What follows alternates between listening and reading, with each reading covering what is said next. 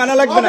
প্রার্থী ঘোষণা আমি স্থায়ী কমিটির মেম্বার, কেন আমার সাথে কেন একজন আচরণ করা হয়েছে?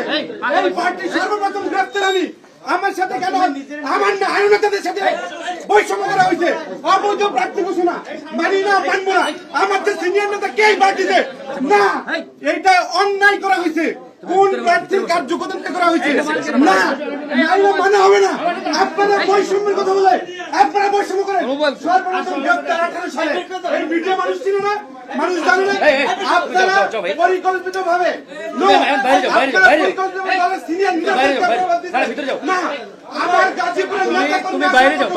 রোজকার সাধারণ খাবার এখন হবে অসাধারণ। প্রাণ স্বাদের মশলা, স্বাদ বাড়ায়, ঘ্রাণ ছড়ায়। আমার সঙ্গে মানুষের আমি করতে হবে, আমি যাব না। আমার নেতাকর্মী গাজীপুর থেকে আসতেছে, আপনারা অবৈধভাবে এই সংগঠনের স্থায়ী কমিটির মেম্বার সর্বপ্রথম গ্রেফতার মাহফুজুর রহমান খান রাশিদ খানের সাথে ভিতরে যাবো কেন? কথা বলবো না। আপনারা আমার আসলে নেপারিবা বৈষম্যের কথা বলে আপনারা বৈষম্য করতেছেন। ঠিক আছে, কথা বলো, আসো আসো নো, তুমি আসো। আমার লোকাল তারপর আমি সরব না। তোমার লোকজন নিয়ে আসো, অসুবিধা নাই।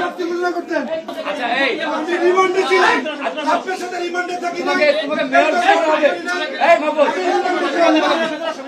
মাইনাস করা হয়েছে, এখানে বৈষম্য করা হয়েছে। একজনকে দিতে হবে। তো আমি আপনাদের বিএনপির